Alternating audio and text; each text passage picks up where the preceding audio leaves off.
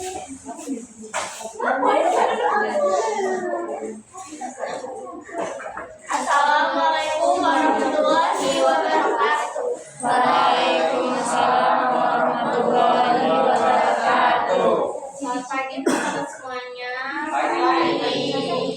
Oke, di hari ini kami akan mempresentasikan tentang kepribadian menurut sosiologi. Kami dari kelompok 2.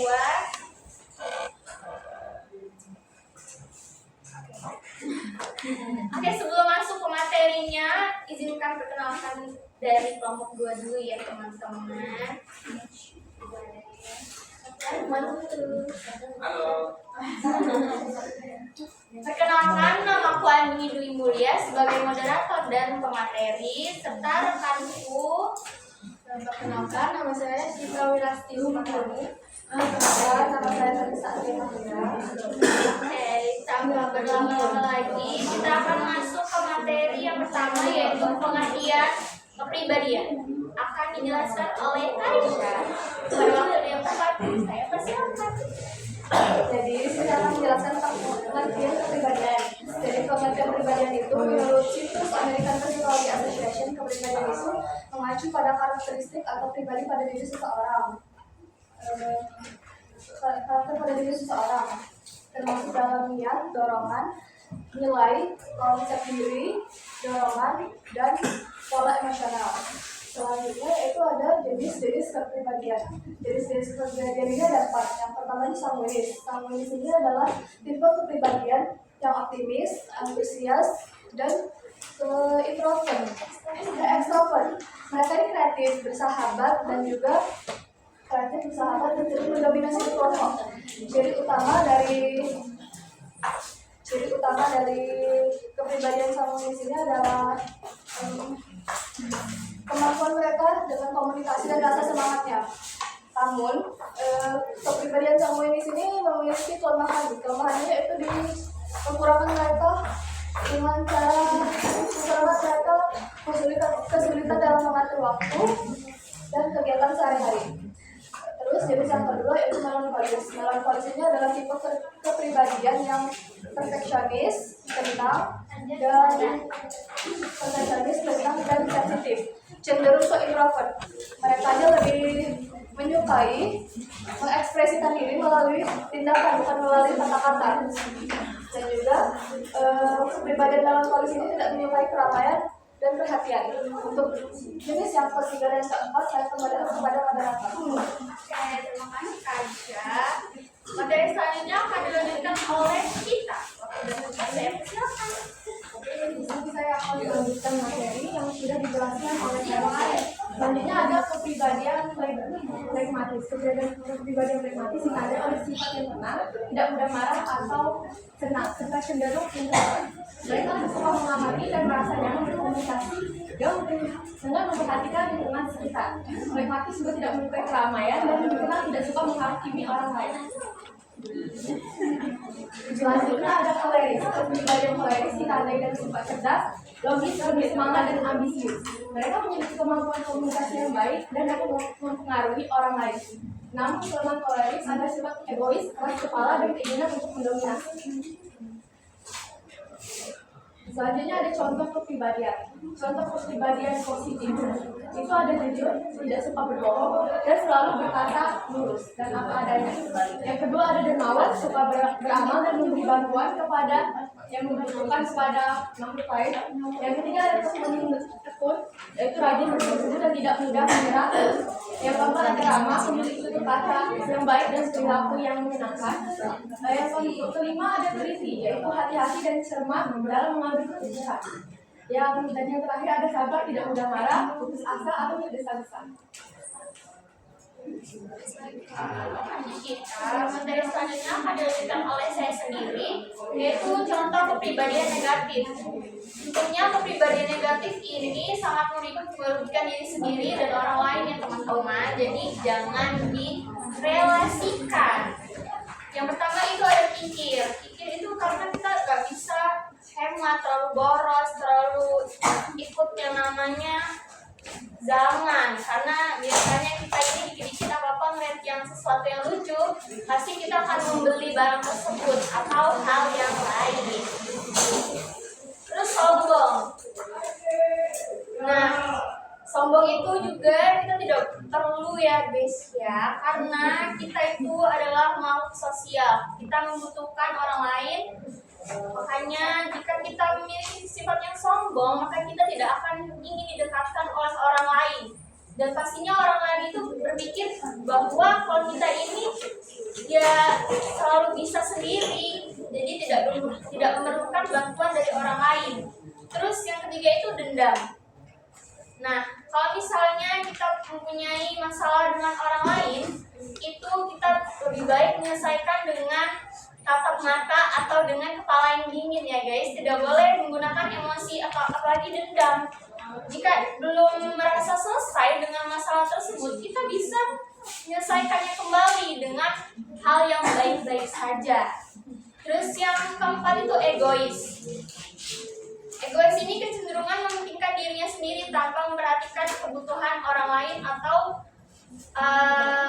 keputusan orang lain. Jadi dia maunya menang sendiri, nggak mau dengerin teman-temannya dalam hal komunikasi ataupun hal yang berbau dengan bersosialisasi. Jadi dia kecenderungan dia mempunyai hak yang lebih besar daripada orang lain. Jadi dia pastinya lebih sering menindas orang lain. Terus yang terakhir, ambisius. Ambisius ini keinginan keras untuk mencapai tujuan meski dengan cara yang tidak tepat. Kalau misalnya kita ingin memiliki sesuatu, ya pastinya kita harus mendapatkannya itu dengan cara yang benar.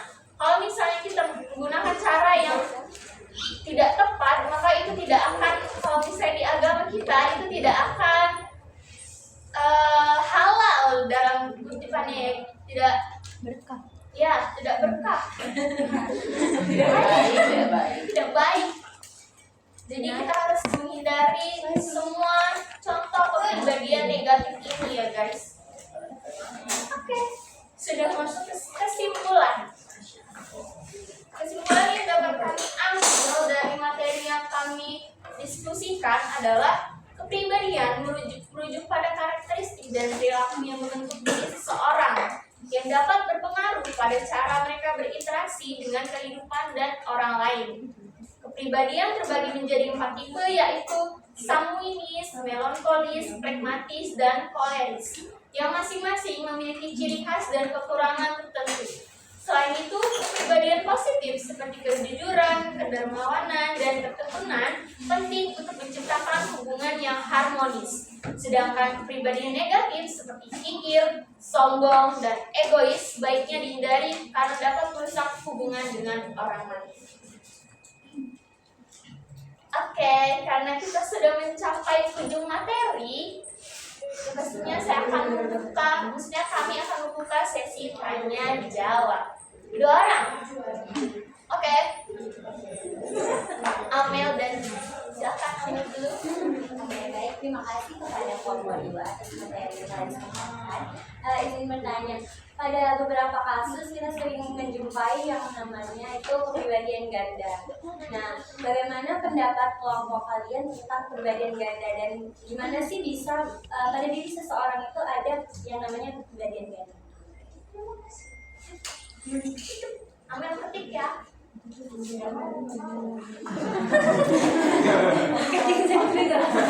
ya, Oke, silakan naik.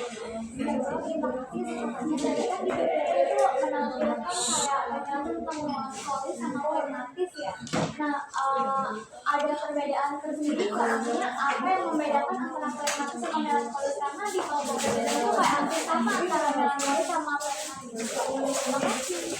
Terima kasih. Tapi langsung dulu ya Amel dan Naifa.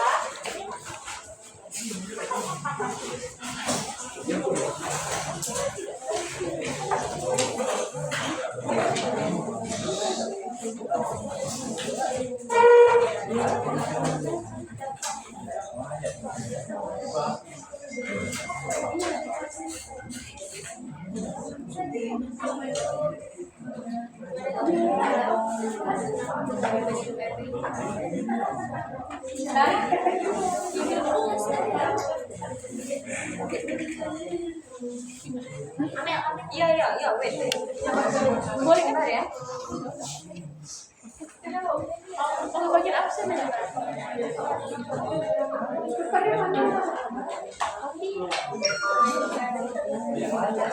Siapa belum absen?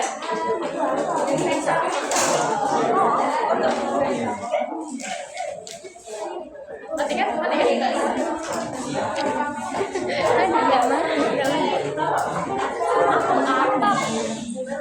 Tidak marah.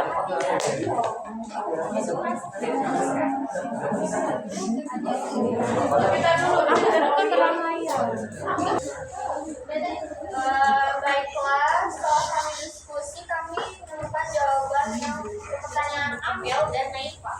Pertanyaan Amel akan dijawab oleh Aisyah. Jadi di sini saya akan menjawab pertanyaan dari Amel. Jawaban pertanyaan itu bagaimana pendapat kelompok kami terkait kepribadian ganda dan bagaimana bisa seseorang memiliki kepribadian ganda dalam dirinya. Jadi menurut kelompok kami, kepribadian ganda itu berkembang sebagai mekanisme pertahanan terhadap trauma berat. Ketika seseorang tidak mampu mengatasi perasaan atau pengalaman yang sangat menyakitkan, otak mereka tuh bisa memecah kesadaran tersebut untuk mencegah individu melakukannya secara langsung. Oleh karena itu, seorang dengan kepribadian ganda mungkin tidak selalu menyadari identitas lain dalam dirinya, atau bahkan bisa merasa seperti ada lubang dalam ingatan mereka.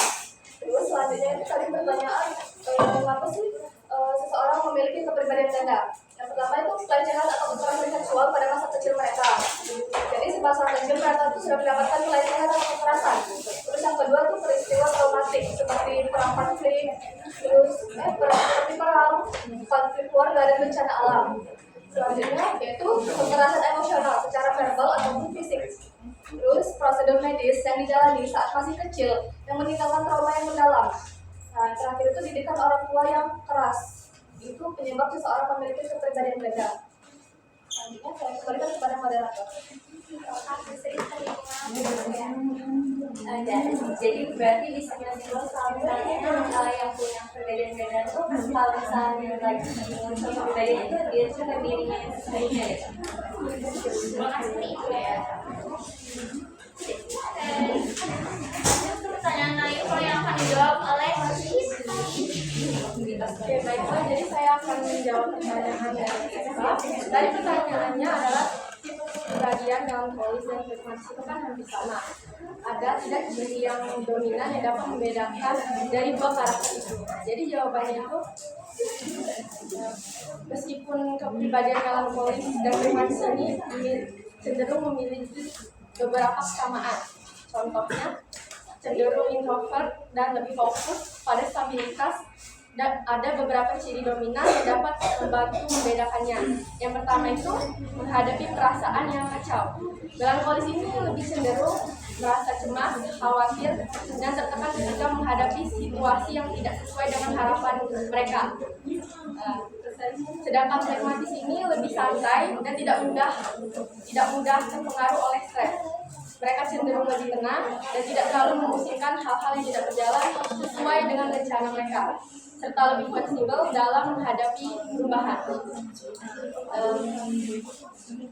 Dengan ciri-ciri tersebut, perbedaan utama yang dapat membedakan kedua tipe ini adalah cara mereka menangani perasaan dan stres serta pendekatan terhadap pekerjaan atau hidup. Apakah Eva sudah puas? Selanjutnya saya akan kembalikan ke moderator.